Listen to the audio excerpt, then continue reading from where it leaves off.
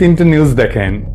একটা বিএনপি নির্বাচন নিয়ে ঈদের পরে আন্দোলনের কৌশল যেন প্রফেসর ইউনূসকে চাপে রাখা যায়। ইন্ডিয়ার বক্তব্যে বাংলাদেশে অন্তর্ভুক্তিমূলক নির্বাচনের মধ্যে দিয়া সব বিষয়ের নিষ্পত্তি চায় ভারত, যেন বাংলাদেশ ভারতের একটা প্রদেশ। আর ওয়াকারের ডিসেম্বরের মধ্যে নির্বাচন হওয়া উচিত। মিল দেখতে পান? হ্যাঁ, মিল হচ্ছে এদের মধ্যে একটা কমন জিনিস, ডিসেম্বরের মধ্যেই নির্বাচন। আমি বলছি ওয়াকার, বিএনপি, আওয়ামী লীগ আর ইন্ডিয়া এই সাইডটা মিলে একটা ঐক্য হয়েছে। এই ঐক্যের লক্ষ্য হচ্ছে প্রফেসর ইউনূসকে তাড়ানো, ভাগানো তাড়াতাড়ি। এতে স্যার পক্ষেরই লাভ। রাষ্ট্রটায় কোনো সংস্কার হবে না, যা আগে ছিল তাই থাকবে, ঘুরে মাগুর স্যাং।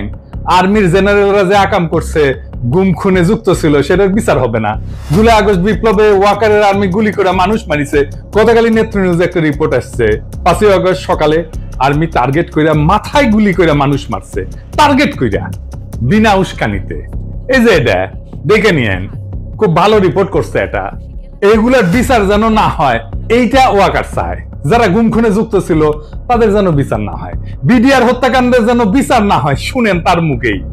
এই বর্বরতা কোনো সেনা সদস্য করেনি, সম্পূর্ণটাই তদানীন্তন বিজিবি সদস্য দ্বারা সংঘটিত। Full stop. এখানে কোনো ইফ এবং বাট নাই। এই ওয়াকারের নেতৃত্বেই প্রাণঘাতী অস্ত্র দিয়া বিক্ষোভকারীদের গুলি করে মারা হয়েছে। আয়নাঘর ভিজিট করতে বাধা দিছে প্রফেসর ইউনূসকে। নিজে গেছে ভিজিট করতে, ওই গেছে ভিজিট করতে। ওর আর্মি অফিসাররা তো এই কাজ করেছে, ওই গেছে, যায় নাই। হাসনাতকে ডাইকা হুমকি দিছে, পরিশুদ্ধ আওয়ামী লীগ আনবে।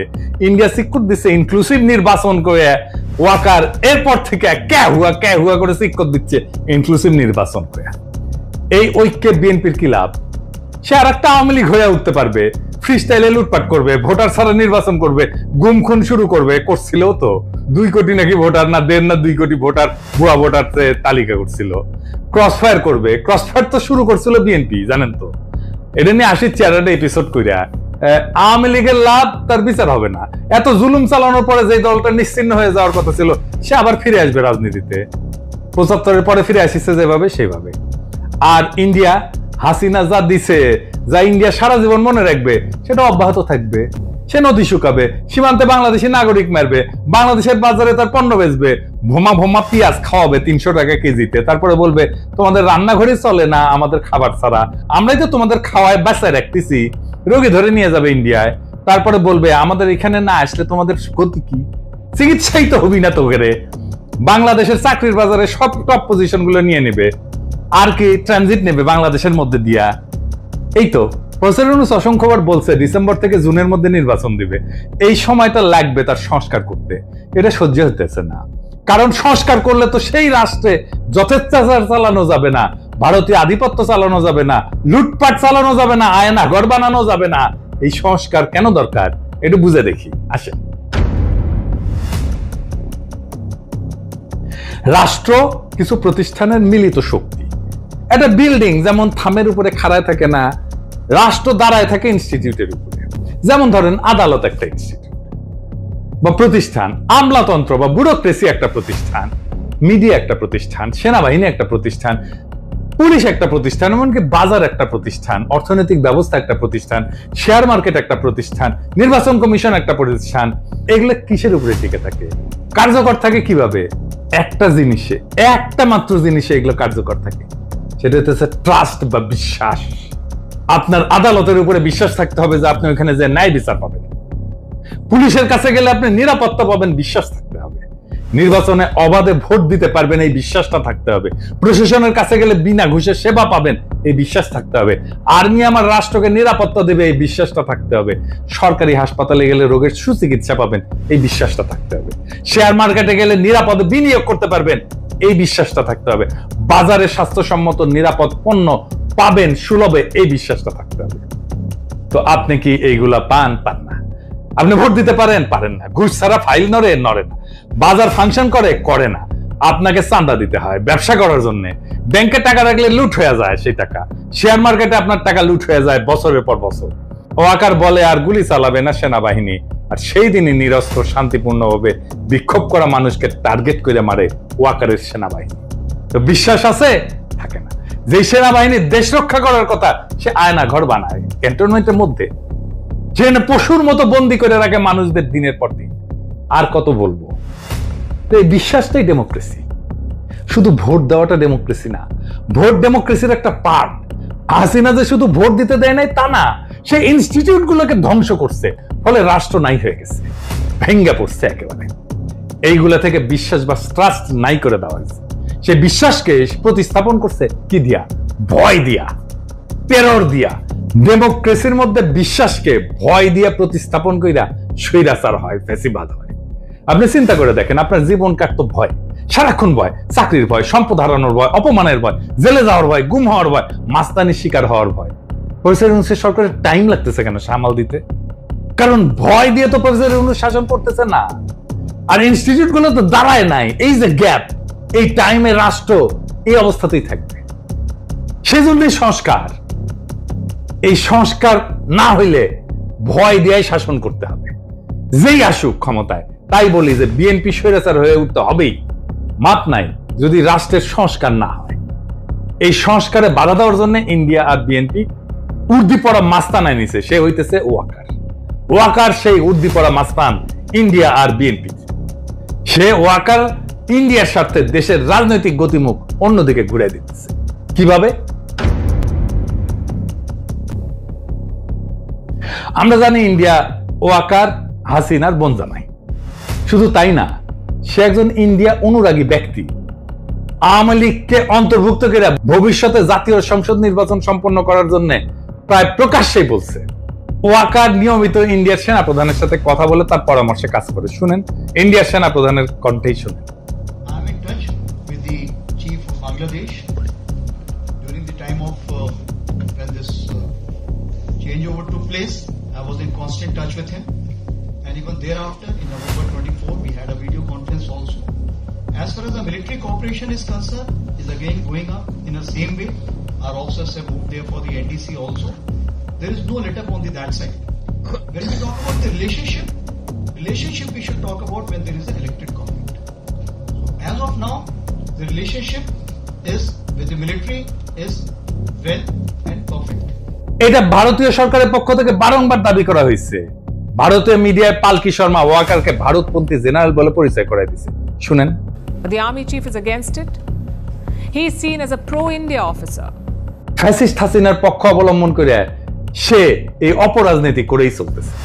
এর বিপরীতে অন্তর্বর্তীকালীন সরকারের প্রধান উপদেষ্টা ডক্টর মোহাম্মদ ইউনূস কোনো রাজনীতি বুঝেন না বা করেনও না, অথবা করতে পারেন না। কিন্তু বিএনপির বিপরীতে ব্যাপকভাবে তার জনপ্রিয়তা বাড়তেছে। এর কারণ কি? তিনটা কারণ, প্রধান কারণ। প্রথমত, তার সরকার দুর্নীতিমুক্ত।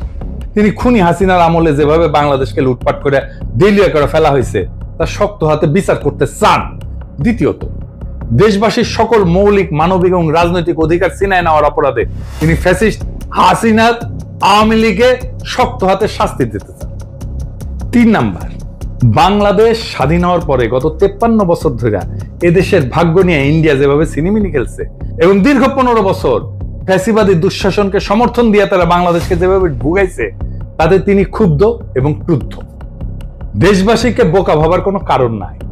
মানুষ বোঝে কেন আজ অধ্যাপক মোহাম্মদ ইউনূসকে সমর্থন করতে হবে। অভিন্ন কারণে সশস্ত্র বাহিনীর 95% সদস্য বুঝে এই অন্তর্বর্তীকালীন সরকারের প্রধান উপদেষ্টার পেছনে কেন একজোট হয়ে দাঁড়াইতে হবে। কারণ এটা বাংলাদেশের স্বাধীন অস্তিত্ব এবং সার্বভৌমত্বের প্রশ্ন। স্বাধীন সত্তা নিয়ে ইন্ডিয়ার মুখোমুখি দাঁড়ায় আপন দেশের জনগণের স্বার্থে রাষ্ট্র পরিচালনার বিষয়। আর সেই দেশবাসীরা যখন দাঁড়ায় যায়, তখন জেনারেল ওয়াকার সহ অল্প কিছু কর্মকর্তা ভিন্ন কিছু করার সুযোগ হারায় যায়।